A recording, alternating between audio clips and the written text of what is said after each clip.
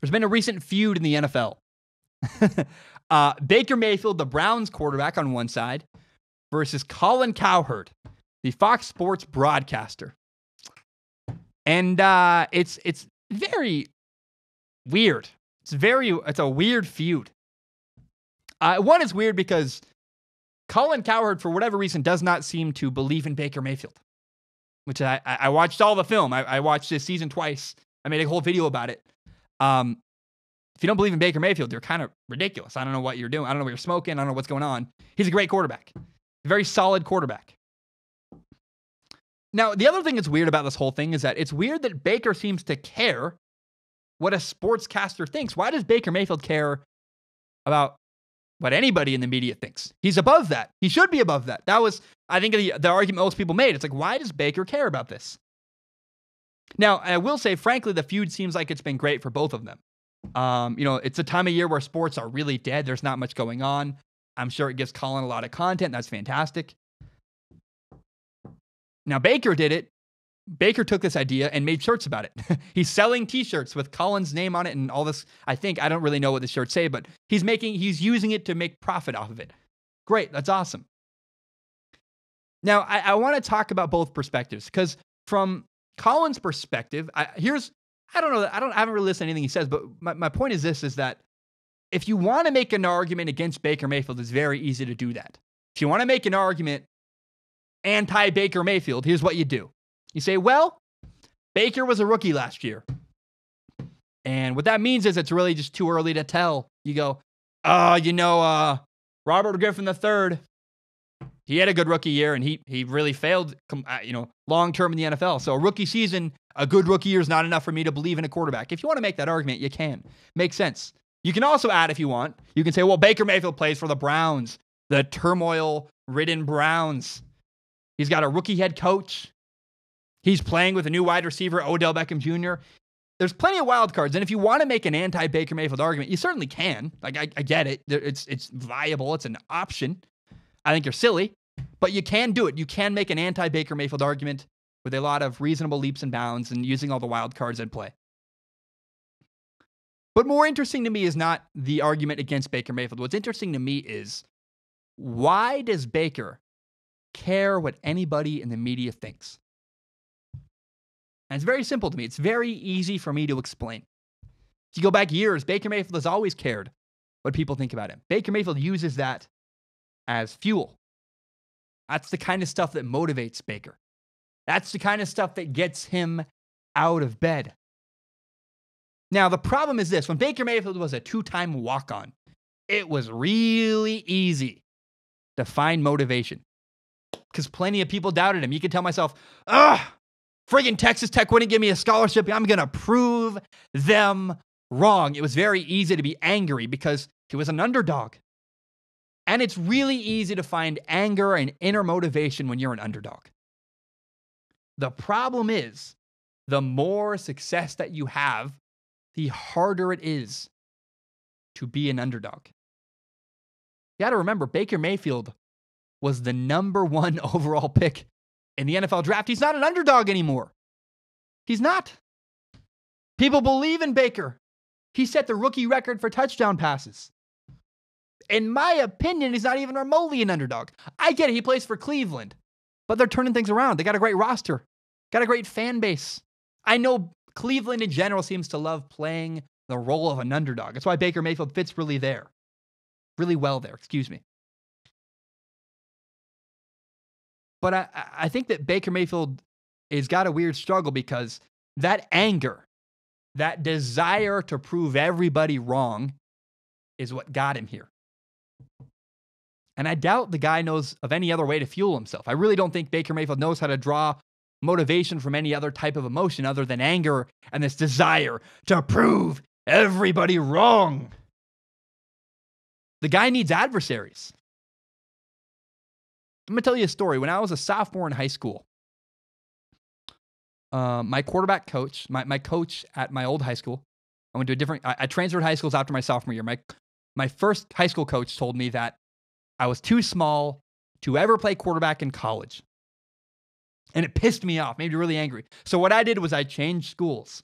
Went to a new school, a better school, I broke all their records. We made it to the playoffs twice. I made it to college. I proved that guy wrong. I made it to college. Bam. Vindicated, right? But I had a problem. I got to college and I had no fire left. I had nothing left to prove. I made it. I had to go, now what? Now what's my motivation? And I honestly couldn't find one. I couldn't figure it out. I'd done it. I'd proved that guy wrong. I was like, well, now what's who's my adversary? I don't have one. And I think eventually Baker is going to need to find a new source of motivation. And I'm not talking about Colin Cowherd. I'm talking about anger. I'm talking about vitriol. Maybe not, right? Here's the problem. If Colin Cowherd ever admits that Baker Mayfield's good, then Baker's screwed. Who will he have left to prove wrong? Because a lot of people believe in Baker Mayfield. I heard Jay Glazer the other day say he would rather have Baker Mayfield than Russell Wilson, which to me, that's ludicrous. But hey, clearly people believe in Baker.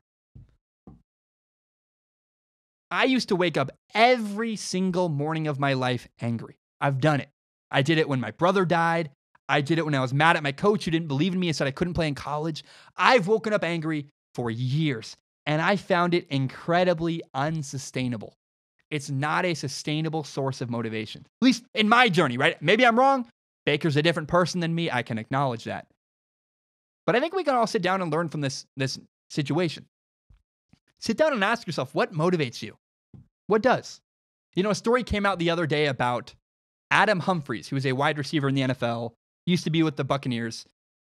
A story came out, he joined the Tennessee Titans instead of the Patriots. And a story came out with Adam Humphries saying that part of the reason why he didn't join the New England Patriots was because of Tom Brady's age. Now, how do you think Tom Brady felt about that? Think he got really pissed off? He probably did, right? Maybe Tom Brady was like, oh, that effer, I'm going to prove him wrong. But maybe, it's possible, Tom Brady just laughed at that. Was like, who are you? I don't care. Who are you to, I genuinely have no idea, but it's fun to think about. What motivates guys like Tom Brady? What motivates guys like Baker Mayfield? Either way, I think it's overwhelmingly obvious that Baker is motivated by the desire to prove people wrong. The haters. Oh, the haters. I'm going to prove them wrong. That's Baker Mayfield's entire persona. That's what motivates him. That's who he is. And it's a strong motivator. I've been there before. But again, the more success you have, the more successful Baker Mayfield is. If he wins a Super Bowl, if he takes the Browns to the playoffs, the more success Baker has, the harder it will be to sustain that anger, that underdog feeling, and motivation. Maybe he can. Possible. But to do that, you're going to have to latch on to every little negative thing people say about you. And it is really hard to keep going with that. Now, recently in my own journey, I have found that positive motivators work far better. They're more effective for me. They're more sustainable. I love making content. I stayed up till 6 a.m. yesterday morning. It's 1:33 p.m. today. I was up at 6 a.m. working on Strong Opinion Sports, getting the show ready. And this is really cheesy, but that childlike joy, the enjoyment of, I love making content, that is way more motivating to me than anger and hate. It's more sustainable. This is my perspective. But I make Strong Opinion Sports because I love doing it. Not because I'm like, oh, F that guy who said my videos were dumb, or F that dumb comment, or F the person that didn't believe in me 2 years ago when I started making content. Forget those people. I don't care anymore. I'm doing well. I love the show. I'm self-employed. It's fun. I'm having fun. I want to prove people right about me. I like making content.